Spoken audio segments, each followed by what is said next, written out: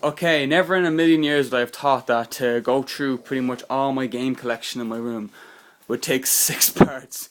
So I've covered pretty much all the games that I have, all the equipment that I use, controllers and accessories and adapters and whatnot. Now it's time to get on to the main things itself, the actual consoles and the abundancies of wires and frustration to hook the bastards up. And this will probably take the longest video, so I'm going to turn on my flashlight here just to go into it. So first things first, we have an Atari 2600 controller here, and this will be in my next part of American Consoles Part 2. I'll go into further details of it. But basically what you'll do is, you will have an output like this, an AV output, or an RF output, that will go into the back of the TV. They then have to tune. That on itself is a pain in the arse, so that's why all my most consoles here will go to this universal selector switch, which then in turn goes to this TV here. So I've got channel 1 is my Super Nintendo, I've got channel 2 my PS1, channel 3 PS2, and channel 4 the N64. So everything goes to its own independent switch. And I've got another accessory there for the NES, and the Mega Drive goes into the side. So that gets its own independent switch. What? Shut up! So you can just look back there, it is a colossal mess of wires and shit and just crap, and you don't even want to see the back of the TV. Look at the back of the TV. Yeah, that can't be good, but it's just so many wires. But you get used to it, really. So anyway, on to the consoles itself. I've got the N64, the original Nintendo. Got a VCR player here, which sometimes helps. Old TV that I still have. Super Nintendo, the PS1 Slimline. Yeah, thinking about getting rid of you too. I've got a Sega Master System converter on top of an old Model 1 Mega Drive, which is then in turn sitting on top of a Mega CD. So it's that, and then that goes on that, and then this goes on this. It's a big spectacle mess.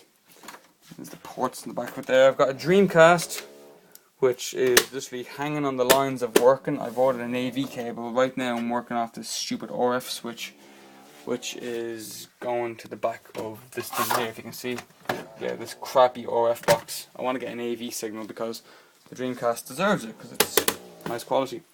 An American Super Nintendo, which does amazingly work for whatever reason. Which reminds me, actually, what I was on about. This adapter here would sit on top of it like so. And then, yeah, and so then you pop in an American game on the background, and then a European game there. You turn it on, and then you can play some American games, or sorry, European games on the American system, which is always a nice thing to have. And I've talked about that before, but I just thought I'd mention it again. Alright, so I have an American Model 2 top loader NES, which was only released in Japan and America, which is why trying to tune this thing into my TV is a real bitch, because unfortunately all it has is an RF background. There's no AV, just stupid RF. Sega Master System right here, got a great use out of this. For whatever reason, I don't know why, I have this tuned into my big TV.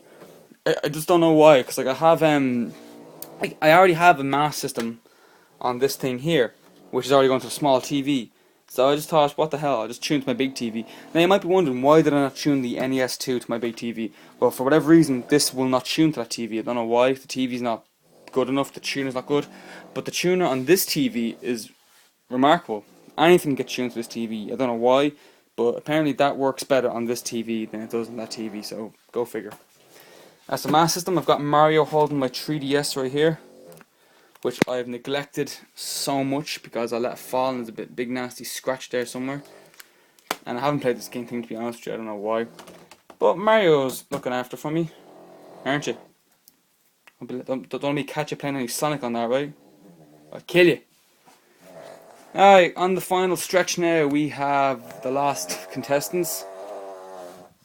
My god! We got the most biggest wire clusterfuck back here than you ever seen in your life. So we've got my PS3 here, the slimline version of it, going into the back, which, see, this is the clever part, I'll get into it later on in a second now. I've got PS2 here, PS3, GameCube, Master System Model 2, Xbox and Wii. Right, that's sorted out. Now, this is my power amp here. So all these systems that are on the right side this is how it works. This is how I can figure out where I'm tuning what. In a nutshell, all the things on the left side and the majority of the middle section goes to that small TV. You can tell from all the AV stuff in the background. All the stuff on the right side goes to this TV, and in turn goes through this switch go over here. So let me just explain to you. This is an amp, right? You know what an amp is, and there are my two speakers on the top. So I've got an output on the back here. Let me focus it right here. This is the output here, left and right, which goes to the two speakers left and right. So I've got my PlayStation 3, which I use as my primarily DVD player. So I want to play this through my speaker. So what I would do is I'd get the HDMI cable and run that to the back of the TV as you would. And then I'd get the standard AV output that every PlayStation had. And this is the third party connector here, which is made by 4Gamers, which has all this crap on it that you don't need, like composite. I just need this, the L&R, so stereo L&R. So this would go into the back of the speaker input like so right there, if you can see, very faintly. So that's left, and that's right. My God, come on. So then this then will go into the back of the PlayStation 3 itself. And then with the configuration of the PlayStation 3 settings menu, I set the output to be the RCA input. So then I get nice crisp, high quality sound off these two speakers. And I know that Carlsberg, for anyone that's into sound engineering, you know they're not really the best speakers out there. But for home entertainment, they're pretty kick-ass. Alright, so that's pretty much it. So that goes through the amp there. Got my GameCube here, which goes through the same thing as well too. So I have it hooked up as well too. Xbox, same thing, and Wii, same thing. Now you might be wondering, of all these game consoles that I have, you're asking yourself the same thing. Where's the Xbox 360? Well, this is going to amaze you. I don't own one. Yeah, bet you never thought that. Fucking Xbox 360. Nah, to be honest with you, I do have an Xbox 360. It's in the family room, but amazingly, I don't own it. I never bought it. My sister owns the Xbox 360, and I just never really cared for the Xbox 360. I know all the hate mail will be coming to me saying, "Oh, you're a PS3 fan." Look, I don't really care. Really, that argument was dead maybe how many years ago. So yeah, consider me a PlayStation fan. And look, I still appreciate Xbox. I have an original Xbox, which in my opinion is far superior to the Xbox 360 because it has classic games. Can't believe I just said that. But anyway, for anyone here that's watching, this has been some random Irish guy with my entire game console and game collection.